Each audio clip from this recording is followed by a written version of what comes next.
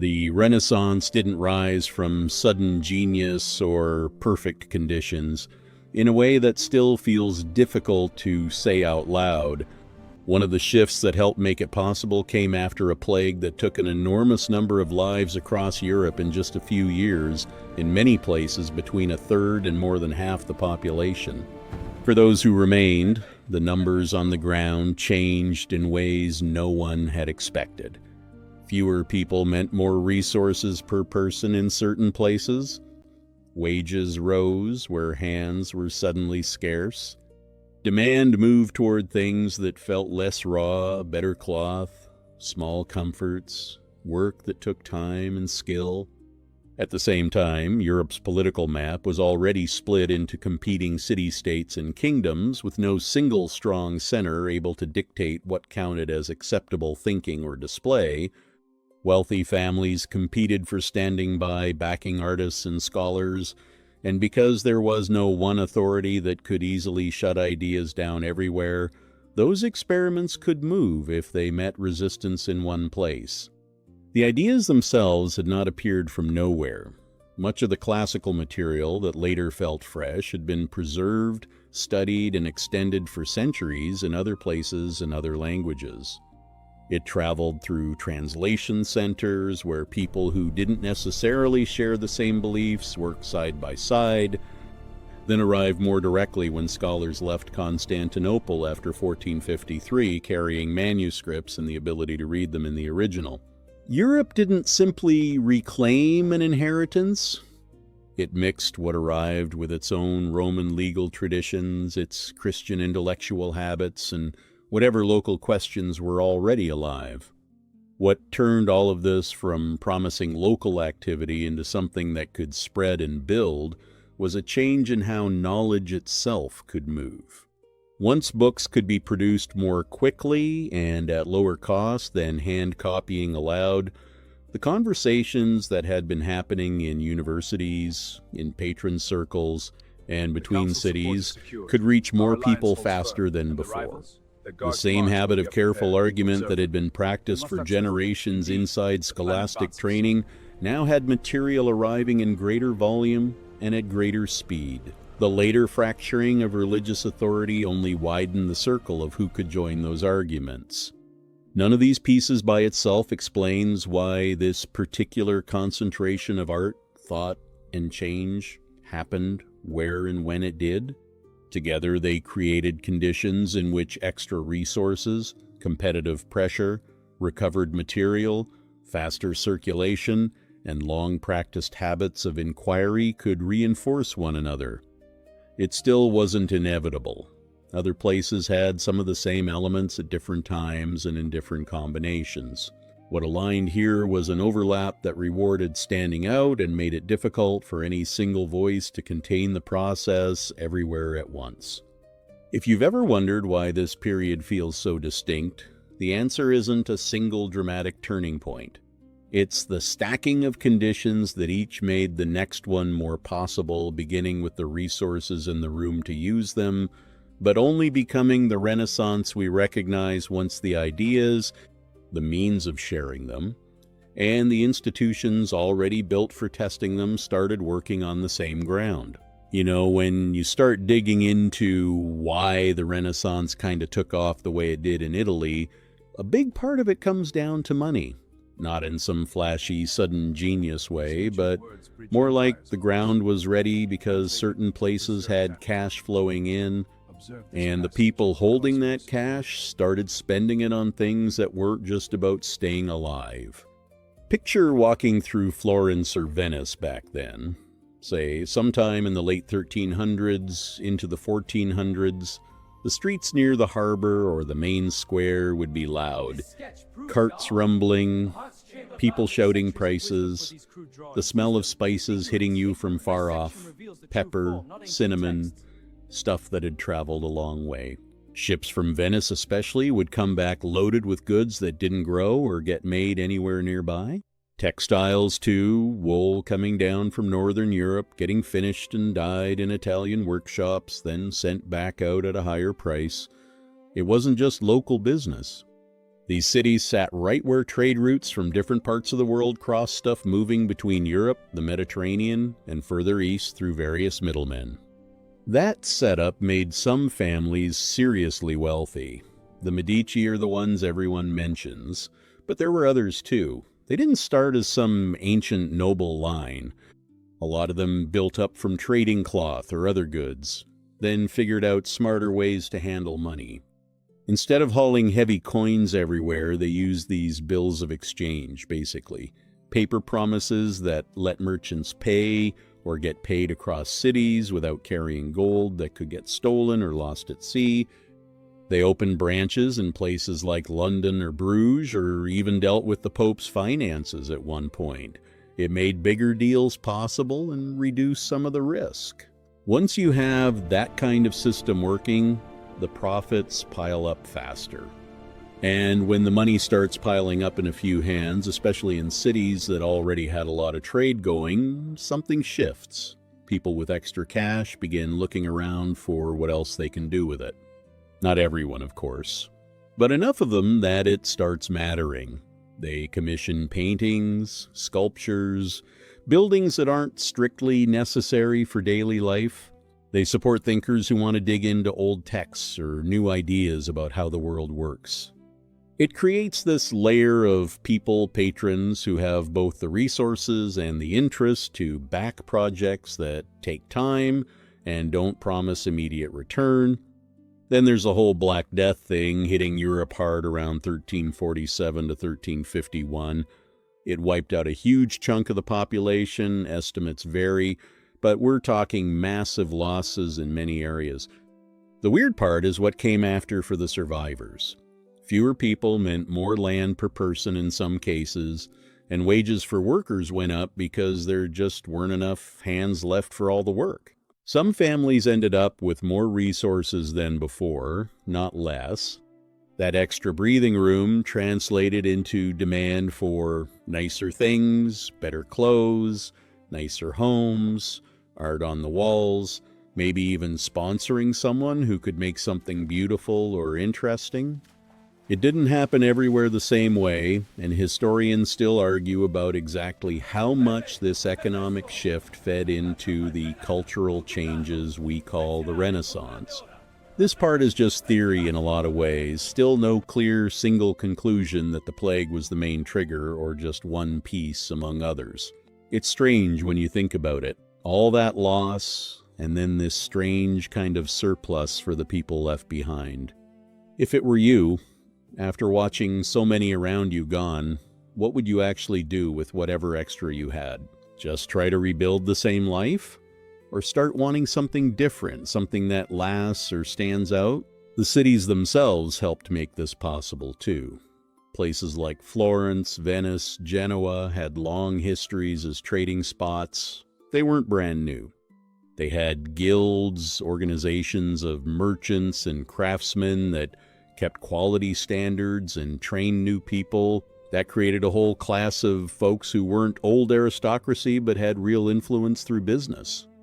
They lived in urban centers that were denser and more connected than a lot of northern Europe at the time. Competition between these city-states also played a role. No single big empire telling everyone what to do in the same way. Rulers and rich families tried to outdo each other sometimes by backing impressive projects, art, architecture, learning. It gave artists and thinkers somewhere to go and someone to pay them. Trade wasn't only moving physical goods either. Along those same routes came books, translations, older knowledge that had been kept or developed elsewhere and was now making its way into Italian hands. That part gets talked about more in other pieces, but it's connected here because the same merchants and bankers who moved spices and cloth were also in position to move ideas when the moment came. You start wondering about the motivations behind all the spending on art and ideas. Was it purely love of beauty or learning? Probably not for everyone. Power and reputation played into it. Having a famous artist working for your family or your city made a statement.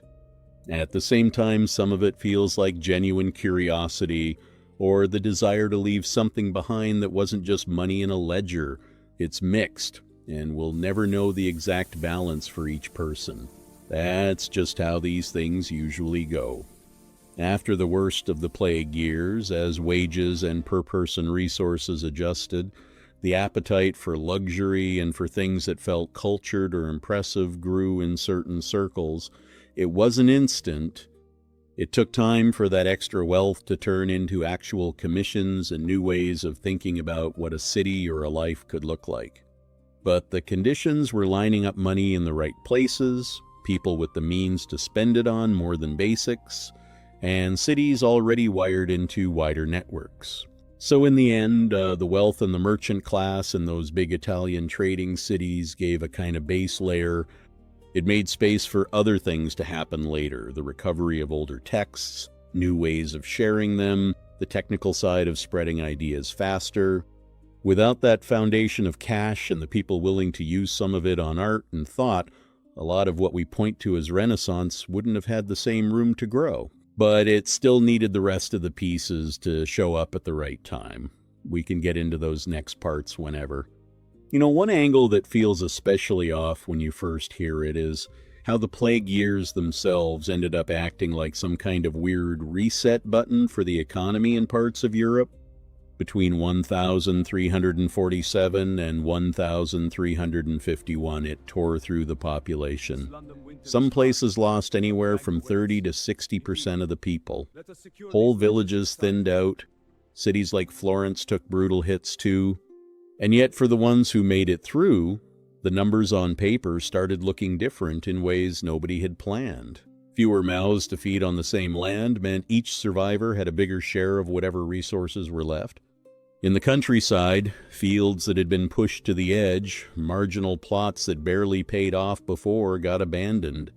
People just walked away from the worst soil and concentrated on better ground. With labor suddenly scarce, wages climbed for the workers who were still around.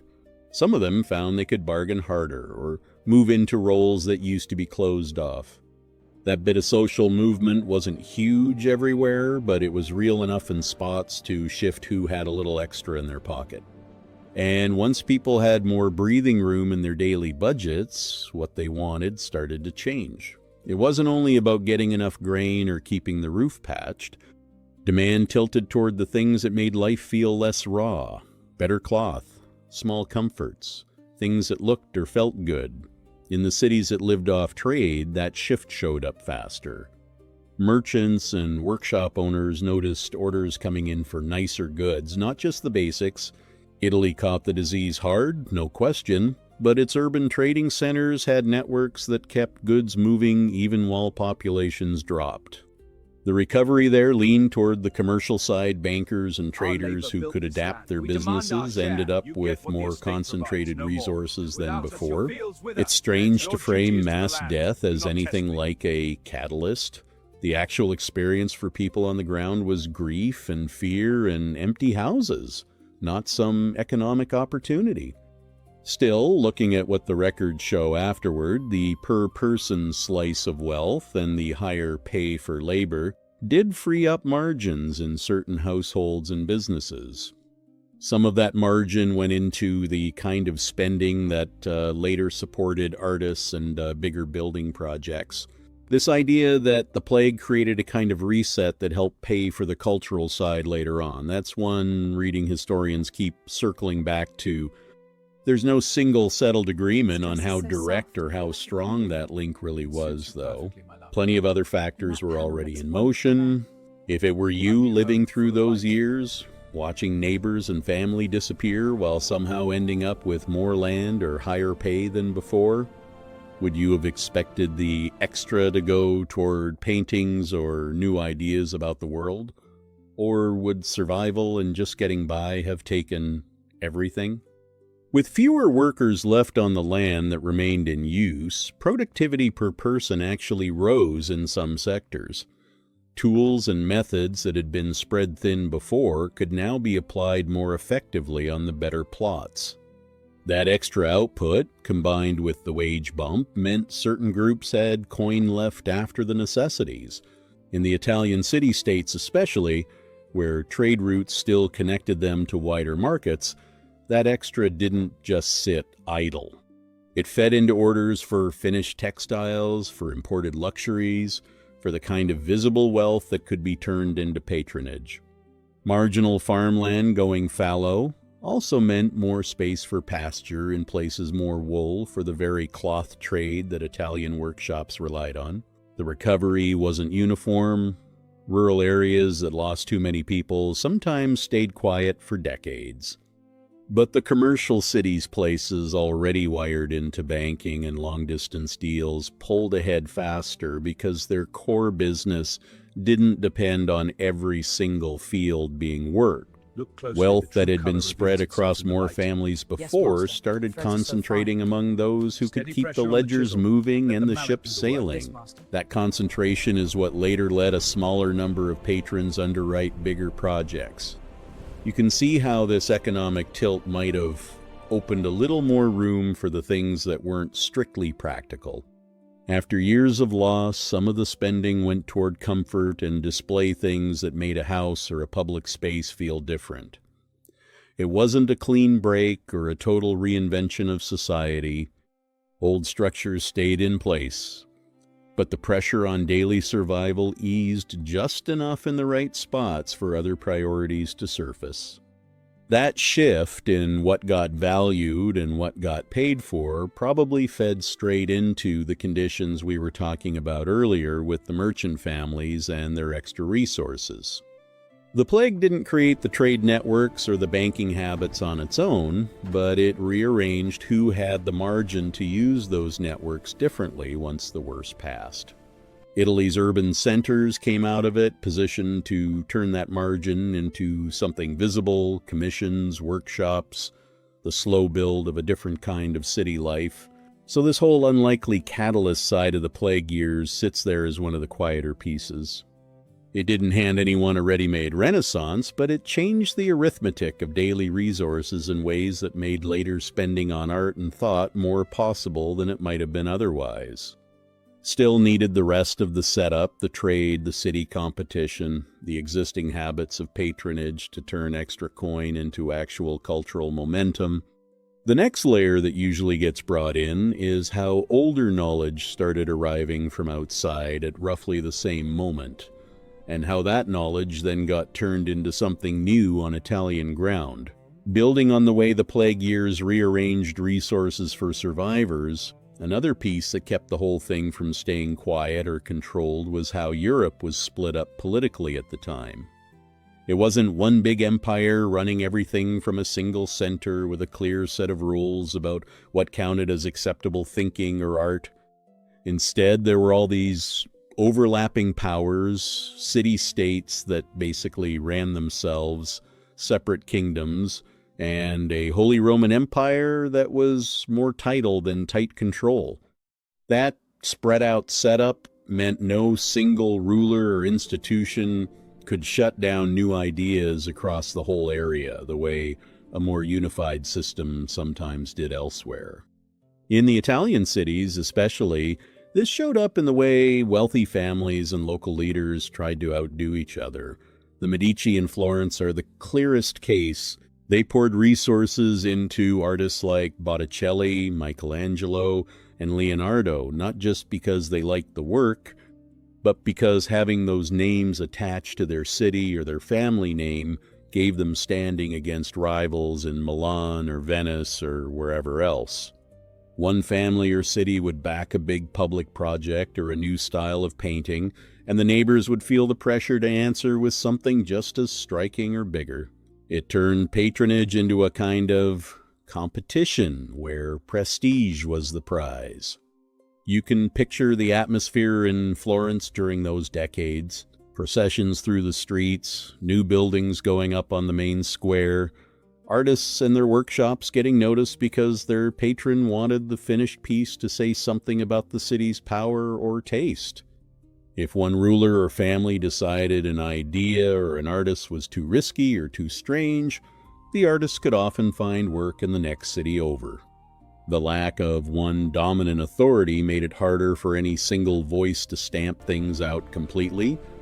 Ideas and styles could move around until they found someone willing to take the chance. That competition pushed people to take risks they might not have taken otherwise. A banker or local leader who wanted to look cultured or forward-thinking would back an artist trying something new in perspective or subject matter, or a scholar digging into old texts in ways that didn't line up perfectly with older traditions. It wasn't pure freedom. There were still church authorities and local customs that could push back, but the fragmented map meant there were always other doors to knock on. Someone whose work got blocked in one place could often keep going somewhere nearby. It's worth pausing here because this idea of competitive fragmentation driving innovation feels like one of those explanations that makes sense on paper but gets messier when you think about the actual people involved. The Medici weren't just writing checks for the sake of progress. They had their own power to protect and expand inside Florence and against other cities. At the same time, the artists they supported weren't only chasing money, they were navigating what the patron wanted versus what they themselves were trying to figure out in paint or stone. If it were you in that spot, with real resources, but also real rivals watching, how much of your spending would go towards safe, traditional work and how much towards something that could make people talk? The weak center of the Holy Roman Empire played into this too. In theory, it covered a lot of ground, but in practice, the Italian cities operated with a lot of independence. They could make their own deals, set their own taxes, and decide what kind of cultural display mattered to them. That independence let local ambitions turn into visible projects, cathedral expansions, palace decorations, public statues, without waiting for approval from far away. When one city succeeded at drawing attention through its artists or thinkers, others felt the need to respond. It created a kind of feedback loop where success in one place raised the bar everywhere nearby. You see the same pattern outside Italy as well, though it looked different. Competing kingdoms in other parts of Europe sometimes backed scholars or inventors for similar reasons, glory, advantage, or just to keep up. The point is that the absence of one overwhelming power lowered the cost of trying something new. If an idea failed or offended in one court or city, it didn't automatically fail everywhere.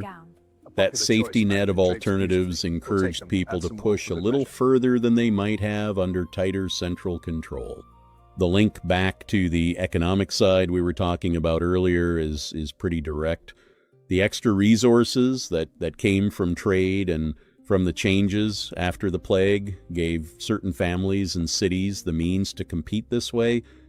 Without that margin, the rivalry might have stayed at the level of armies or trade deals. With it, the competition spilled over into art, architecture, and learning. A wealthy merchant family in Florence could decide that sponsoring a new kind of painting or a fresh translation of an old text was a way to signal status that their neighbors would notice. The political map made sure there was always an audience and a rival for that signal. It's easy to look back and see this fragmentation as obviously good for creativity, but it came with its own costs. Constant small-scale rivalries could turn into actual fighting, and the same lack of central authority that let ideas spread also made it harder to coordinate big projects or defend against outside threats. Still, for the specific kind of cultural and intellectual activity we associate with the Renaissance, the split-up landscape gave room for experiments that might have been reined in somewhere more unified. That pressure to compete and the freedom to move between patrons probably helped turn the economic reset from the plague years into something more than just private luxury. The money was there, the cities were set up to use it for display, and no single power was in position to say the display had to look one particular way. Artists and thinkers could shop their work around until they found the right backer, and backers could choose projects that made their own position stronger in the local or regional game. You start to see how these pieces fit without any single one being the whole story. The trade networks and the post-plague resource shift created the capacity. The political fragmentation created the motive. and the space. Put them together and you get families like the Medici treating cultural patronage as part of their strategy for standing out, which in turn pulled in people who were trying new things in art or thought. It wasn't planned as some grand project of renewal. It was a bunch of smaller decisions made under conditions that rewarded standing out and made it harder for anyone to stop the process entirely. This same competitive setup also meant that when new ideas or techniques did appear, they could spread without needing permission from the top. A style that caught on in one workshop could move to another city through traveling artists, or through the simple fact that rival patrons wanted their own version. The lack of a single choke point kept the momentum going even when individual rulers or church figures pushed back on particular works or thinkers. So this layer of political competition and fragmentation sits right next to the economic changes as one of the reasons the spending on art and ideas turned into something that lasted and spread. It gave the resources a direction and a kind of protection. Without the split-up map, the same wealth might have gone into safer, more traditional channels or stayed more private. With it, the incentive to compete publicly helped pull new work into the open. The next part that usually gets layered in here is how the actual movement of older knowledge from places that had kept or developed it started feeding into these Italian centers at roughly the same time, giving the artists and patrons something fresh to work with. You start to see how the money and the rivalries gave people room and reason to spend on ideas, but the ideas themselves had to come from somewhere. Europe didn't just wake up one day and remember Greek philosophy or Roman ways of organizing life on its own. A lot of it had been kept alive and even pushed further in other places, then carried back through slow, uneven routes that crossed languages and borders. The Roman side was already partly there in the old roads, the legal traditions that still shaped how cities and contracts worked, and in the Latin that scholars and church people used every day. Greek thought was different. Much of it had slipped out of everyday use in the Latin-speaking West centuries earlier. What survived in Europe often came in bits and pieces, already filtered through earlier translations. The fuller versions, the ones that let people wrestle with Aristotle on logic or medicine or the natural world, had mostly been preserved and worked on further east and south. In places like the House of Wisdom in Baghdad, centuries before, scholars had gathered texts from Greek, Persian, Indian, and other sources, translated them into Arabic, and then added their own layers, new observations in astronomy, new ways of organizing medical knowledge, sharper commentaries on philosophy. Names like Ibn Sina, known later in Europe as Avicenna, produced works on medicine that stayed in use for hundreds of years. Ibn Rushd, or Averroes, wrote detailed commentaries on Aristotle that later readers in Europe argued over and built on. These weren't just copies. They were active engagements, people reading, questioning, extending what they found. Those Arabic versions and the new work around them made their way into Europe through a handful of busy crossing points. In Spain, after Christian kingdoms took control of places like Toledo, translation centers sprang up. Christian, Jewish, and Muslim scholars worked side by side, turning Arabic texts into Latin. Sicily, under Norman rule, did something similar. Greek, Arabic, and Latin all in play in the same courts and libraries. It wasn't a single organized project. It was generations of people who knew more than one language sitting with manuscripts and trying to make the ideas usable again in their own world. Later, when the Ottoman forces took Constantinople in 1453, another wave of movement happened. Greek scholars who had kept the older manuscripts and the living tradition of reading them in the original language left for Italy. They brought books and the ability to teach the language directly. In Florence and other cities, this arrival gave humanists fresh material and fresh teachers at exactly the moment when wealthy families were already competing to back learning and art. The synthesis that The followed atrial wasn't proportions are simple insufficient for the copying. scale of the portico. Europeans took My the lord, the harmony recovered is Greek deliberate, but we can material, adjust the height. mixed it with their Increasing the Roman frescoes are legal and imperfect. A wise institutional refinement, my habits, lord. their Christian intellectual framework, and whatever local questions were already alive, and started producing new combinations, new ways of thinking about the individual, about nature, about how to represent the world in paint or stone. It's easy to picture this as Europe simply reclaiming something that belonged to it all along. The chain was longer and more mixed than that. The preservation had happened under different rulers and in different languages for centuries. The people doing the heavy work of translation in Toledo or Sicily were often working across religious and cultural lines that looked sharp on a modern map but were more porous on the ground. Without those earlier efforts, the later arrival of Byzantine scholars would have had less to land on. If those texts and commentaries had stayed locked in one region or gotten lost in the moves between languages, the kind of conversations that started happening in Italian cities in the 1400s would have looked thinner. The patrons, who were already spending on art and prestige, now had richer material to attach their names to new translations of Plato, deeper engagement with Aristotle on ethics or politics, medical knowledge that could be updated rather than just repeated. The political fragmentation we were talking about earlier meant these new texts could be taken up in one city, even if they met resistance in another. The economic margin from trade and the post-plague adjustments gave people the actual time and money to sit with difficult manuscripts, instead of only worrying about the next harvest or the next shipment. You can feel the human side of it in the effort involved. Translating a dense philosophical or medical text by hand, arguing over the right word in Latin for an Arabic or Greek concept, teaching a language that had fallen out of common use. These were slow, stubborn projects. The people who did the work weren't necessarily thinking about a future renaissance. They were solving immediate problems: how to understand a medical case better, how to argue a point in a university debate, how to make sense of an old authority that seemed to contradict current teaching. The later patrons and artists picked up the results of that patient labor and ran with it in directions the original translators might not have expected.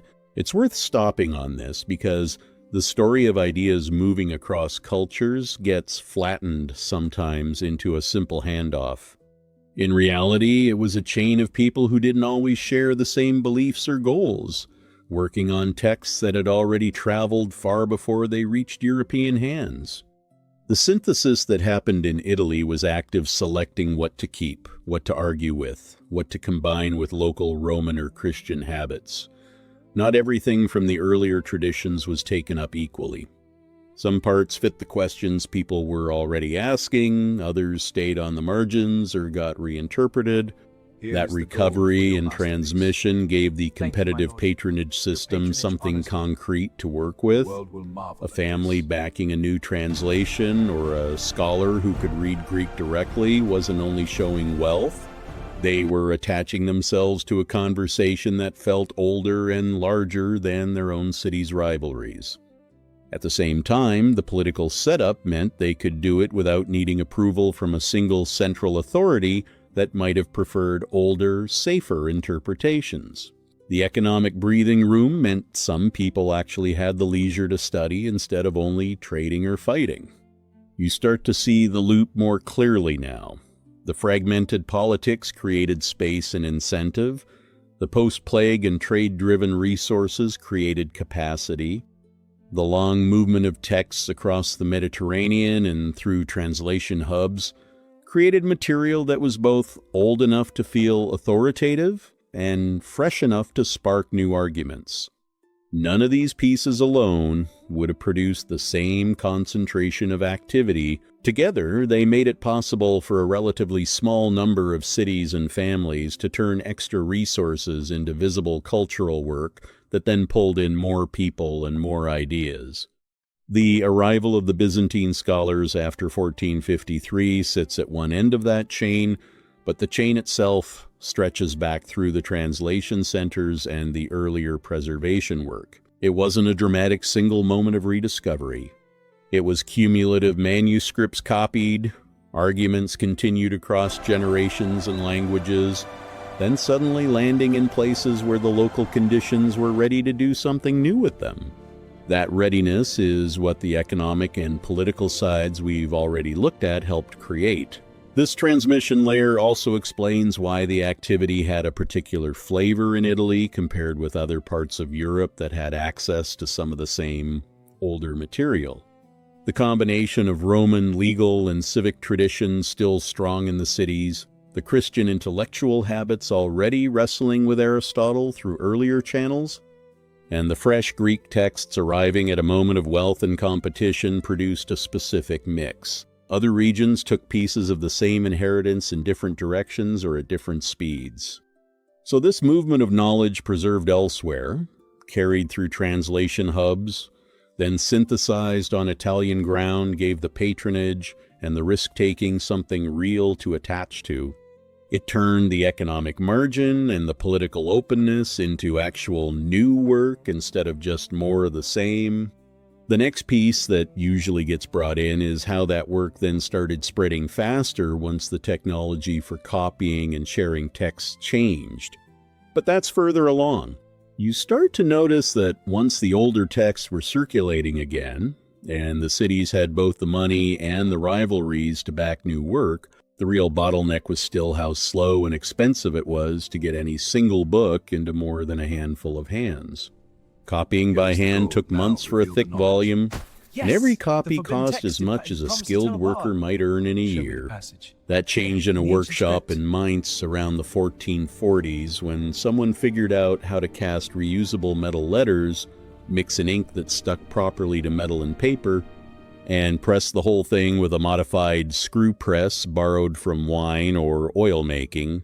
The combination turned book production from a slow craft into something closer to a repeatable process. Before that, most books existed as single manuscripts or very small runs. A scholar or a patron who wanted a new translation or a fresh commentary had to wait for scribes to finish one copy at a time. Errors crept in with every hand that copied.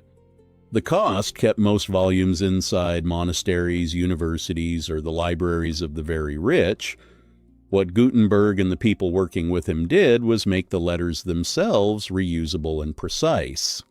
Instead of carving a whole page in wood or metal for one use, they could set type from a case of individual letters, print a page, then break the type down and use it again for something else. The oil-based ink dried cleanly on paper without smearing the way water-based inks had.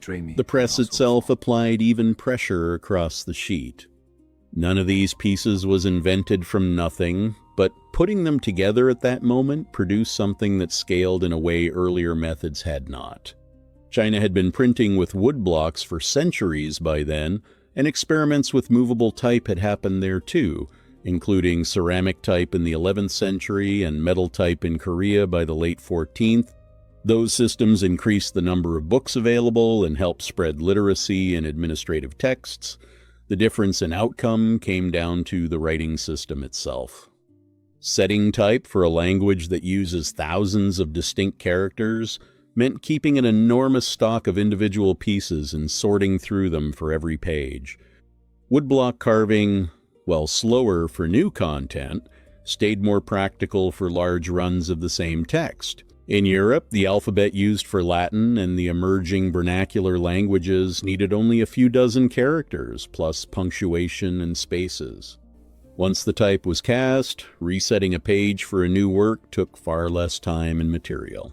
That practical difference let printers produce more titles, more copies of each title, and do it at a cost that kept dropping as the workshops learned the trade. The effect showed up first in the places already primed by trade and competition. A printed edition of a newly recovered Greek text or a humanist commentary could be in the hands of readers in several cities within months instead of years. Printers set up shop in university towns and commercial centers because that was where demand lived. Venice became one of the biggest printing hubs in Europe because its trade networks already moved goods and people efficiently. Books were simply another cargo that could travel the same routes. The cost of a book fell enough that merchants, lawyers, and town officials who would never have commissioned a manuscript could now buy or borrow printed versions. Literacy crept outward from the clergy and university scholars into these wider circles. People who needed to keep records or read contracts or follow arguments in print started learning because the material was suddenly there and affordable. Ideas move faster because the physical object moved faster and cheaper. A short text arguing a point in theology or a new way of looking at nature could be set in type and run off in hundreds or thousands of copies before authorities in any one place had time to decide whether they approved. The same competitive pressure between cities that had already encouraged patronage now extended to who could get new work into print and into circulation first. A scholar whose manuscript sat in one city could see it appear in another city's print shop without having to travel or wait for slow copying. The fragmentation we looked at earlier meant there was almost always another press willing to take the job if the first one hesitated. It's hard to overstate how abrupt the change felt to people living through it.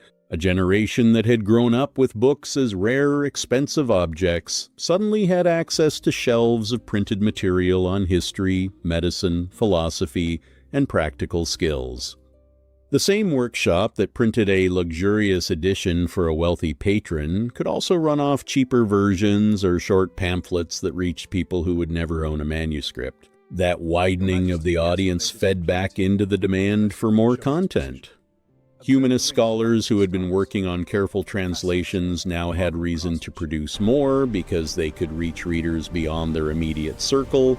The printing shops themselves became small centers of activity where correctors, typesetters, and proofreaders worked alongside the mechanical side, turning the production of knowledge into something closer to an industry. You start wondering what would have happened to all the recovered Greek and Latin material if it had stayed in manuscript form. The synthesis that was already underway in Italian cities, the mixing of older philosophy with current questions about politics, ethics, and the natural world would have stayed much more local and slow. A patron funding a translation could now expect that translation to exist in multiple copies across several cities within a year or two. The risk-taking that fragmentation encouraged became less risky in one sense because a printed book could find its audience even if local authorities disliked it. At the same time, it became riskier in another sense because controversial ideas could spread before anyone could contain them. The technology did not create the arguments, but it changed the speed and the reach of whatever arguments were already alive. The contrast with earlier printing traditions elsewhere is worth sitting with for a moment. Woodblock printing in East Asia had already done a great deal to increase the number of available texts and to support administrative and educational systems. Movable type experiments there showed technical ingenuity. What Europe got in the mid-15th century was a version of the technology whose economics aligned unusually well with its writing system and with the moment when other conditions, wealth concentration in trading cities, political competition, and a fresh supply of older texts were already in place. The result was not just more books, but a multiplier effect on everything that was already moving. Humanist scholarship, religious debate, and early scientific writing all gained a distribution network they had never had before. Literacy rose because the material worth reading became cheaper and more varied. People who had never thought of themselves as book owners started to see printed texts as part of ordinary life rather than rare treasures. If it were you standing in a printer's workshop watching the first sheets come off the press, or walking into a bookseller's stall and seeing multiple titles you could actually afford, how much of your own thinking would start to shift simply because the words were suddenly in front of you instead of locked behind the cost and time of copying? The technology did not invent curiosity or ambition, but it lowered the practical barriers that had kept both of those things operating at a smaller scale. Printers themselves became a new kind of entrepreneur, often moving between cities, looking for work, or setting up where demand looked strongest. They were not scholars in most cases.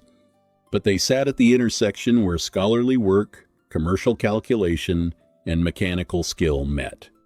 That position let them influence what got printed and how widely it traveled.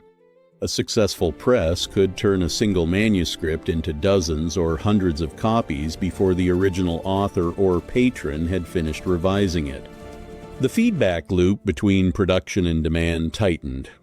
More readers meant more demand for new titles, which meant more work for translators, editors, and writers. The same cities that had competed through art and architecture now competed through the speed and quality of their printed output.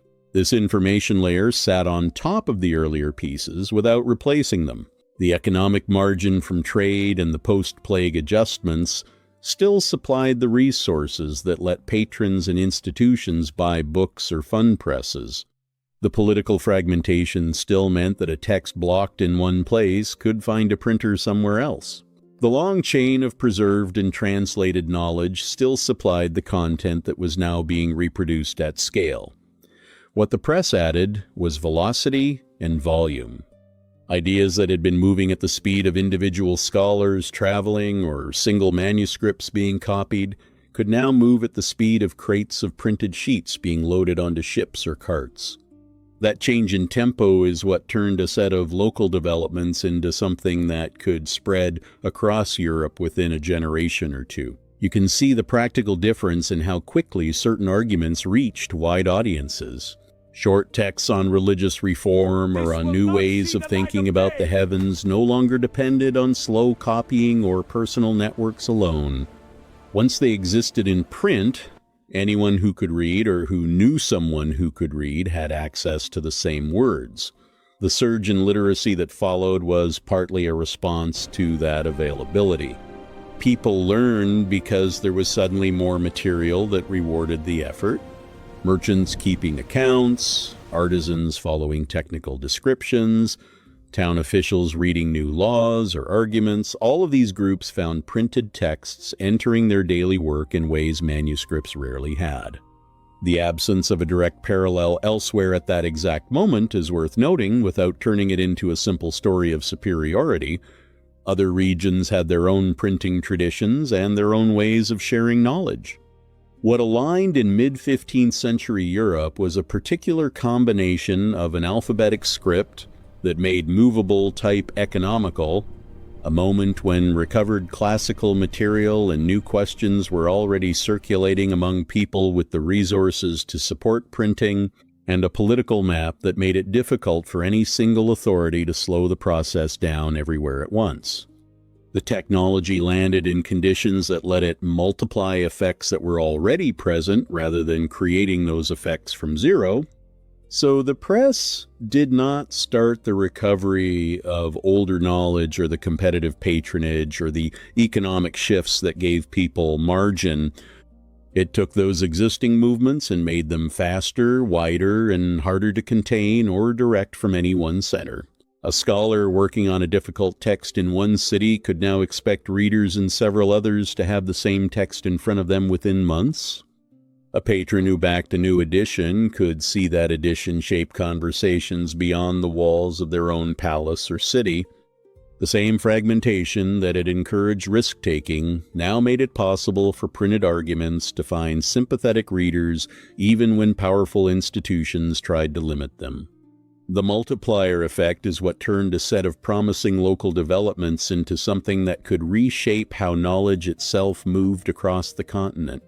That acceleration is the piece that usually gets placed next in the story, because once ideas could travel at the speed of print rather than the speed of handwriting or personal travel, the conversations that had been building in Italian cities and in other centers started to feed into larger arguments about authority, nature, and belief. The technology did not decide the content of those arguments. It changed how many people could join them and how quickly the arguments could evolve. The next layer that tends to come into view is how those faster conversations then fed into the more systematic work that later got called the scientific revolution, but that sits further down the line once the basic mechanics of printing and its immediate social effects have settled into place. The universities that had been growing since the late 11th century were one of those places. Bologna is usually named as the earliest in the form we recognize, with students organizing themselves into guilds that hired and fired teachers and set the terms of study. By the time the 15th century arrived, similar institutions existed in Paris, Oxford, Padua, and a scattering of other cities. They were not designed as engines of radical novelty.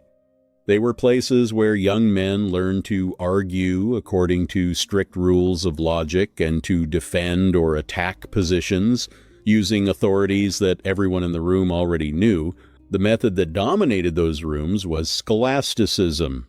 It took the newly available works of Aristotle, read them alongside Christian theology, and treated both as material that could be questioned, divided, and put back together. A typical exercise might begin with a statement from Scripture or from an earlier philosopher, then raise objections from other authorities, then attempt a resolution that preserved as much of the original claim as possible while making room for the objections. The point was not to tear everything down. It was to keep the structure standing while testing how much weight each part could bear. That habit of disciplined disagreement created a kind of intellectual muscle memory. People trained in it did not treat every new text as an immediate threat or an immediate revelation. They treated it as something that could be placed beside what they already held and examined for fit. Humanism grew in the same cities and often among people who had passed through or taught in those universities. The phrase "man is the measure" comes from an old Greek saying that resurfaced when more of the classical texts became available in better copies. It did not arrive as a declaration of war on religious belief. Many of the people who used it most fluently still attended Mass, still took part in theological disputes, and still saw the study of ancient authors as a way to become better at the tasks their own time required: clearer writing, better governance, more precise thinking about ethics or rhetoric. The Studia Humanitatis, the course of study that focused on grammar, rhetoric, history, poetry, and moral philosophy, sat alongside rather than replacing the older curriculum.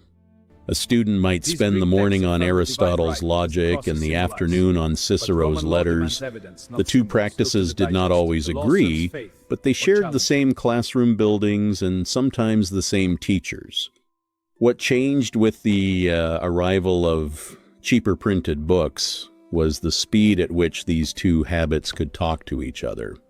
A printed edition of a newly recovered Platonic dialogue could be read by someone who had spent years practicing scholastic disputation. The same person could then write a response that used the old logical tools on the new material. Because the book existed in multiple copies, that response could be read and answered by others who had never met the original writer. The institutional setting already rewarded this kind of back and forth. The printing press simply removed the long delays that had kept most conversations local or slow. The later fracturing that came with the Reformation did not invent the habit of questioning authority. It took a culture that already knew how to stage formal disagreements and turn the stakes higher. Once printed pamphlets could carry an argument across regions faster than any single bishop or university could respond, the same methods of close reading and logical reply that had been used on Aristotle or on Scripture inside the universities were now being used on contemporary claims about indulgences, church structure, and the proper sources of religious knowledge. The fragmentation of political authority that we looked at earlier made it possible for these printed arguments to find protection in one territory even when they were condemned in another. The universities themselves became sites where the new disputes were taught, debated, and sometimes suppressed, depending on who controlled the institution at that moment. It is worth pausing on the relationship between the older scholastic training and the newer humanist interests, because the two are sometimes described as if one simply replaced the other. In practice, they overlapped for generations. A scholar could defend a position using the full apparatus of scholastic argument one day and write a letter in elegant classical Latin the next, the printing press made both kinds of work more visible at the same time. Readers encountered tightly reasoned theological treatises and graceful humanist dialogues in the same bookshops. The institutional habit of treating texts as things that could be analyzed rather than simply received gave people a way to handle the sudden increase in available material without being overwhelmed by it. If the main training ground for educated men had remained strictly within older religious traditions that treated external authorities as closed, the encounter with newly available classical texts might have produced less sustained argument and more simple rejection or simple acceptance. The fact that the universities already treated Aristotle as a partner worth arguing with meant that the next layer of recovered material arrived in an environment already practiced at that kind of engagement. Humanism did not have to build its own institutions from nothing. It could use the lecture halls, the libraries, and the habits of disputation that were already operating. The Reformation added another turn to the same pattern.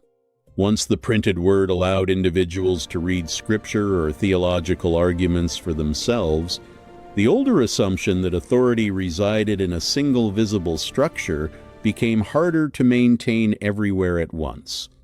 The questioning that scholasticism had practiced inside controlled academic settings now spilled into vernacular pamphlets and sermons that reached people who had never attended a university. That widening did not happen because printing created doubt out of nothing. It happened because the institutional culture already contained the tools for close reading and for public reply, and the press removed the practical limits on how many people could join the reply. You can see the continuity most clearly in the way later arguments still use the old logical moves even when they reached conclusions that earlier generations would have found surprising. A reformer might begin with a scriptural text, raise objections drawn from other passages or from church tradition, and then offer a resolution that claimed to preserve what was essential while discarding what had become corrupted. The form of the argument would have been recognizable to someone trained in the 13th or 14th century, even if the content had shifted. The institutions had not planned for that outcome, but they had practiced the form long enough that it could be turned to new purposes once the means of distribution changed. This layer of universities' scholastic method and the complicated relationship between religious frameworks and emerging humanist interests supplied something quieter than wealth or political rivalry or recovered texts or the press itself. It supplied a shared language for disagreement and a set of habits for testing claims against one another. Without that language and those habits already in place, the faster circulation of ideas that printing made possible might have produced more confusion than sustained development. With them, the same increase in volume could be turned into arguments that built on one another across cities and across generations. The later work that came to be called the scientific revolution did not appear in a vacuum either. It grew in places where people were already accustomed to treating nature as something that could be described with precision and tested against observation, habits that had roots in the same long engagement with Aristotle and in the humanist interest in accurate description of the world as it appeared to human senses. The institutional setting did not dictate the conclusions. It gave people a way to disagree productively when new observations or new instruments challenged older descriptions. That capacity for productive disagreement, built over centuries inside universities and sharpened by the encounter with newly available classical material, is what allowed the accelerated flow of printed ideas to become something more than a flood of separate pamphlets. So these foundations, the universities that trained people to argue according to shared rules, the theological tradition that had already learned to incorporate and test external authorities, the humanist emphasis on human capacity that grew alongside rather than against that tradition, and the further fragmentation that came when printed arguments reached beyond the old centers of authority, formed the ground on which everything else we have been tracing could actually take root. and keep growing. The economic margin, the political competition, the recovered texts, and the printing press all supplied fuel and speed. The institutional and cultural habits supplied the form that the fuel could burn inside without simply burning everything down.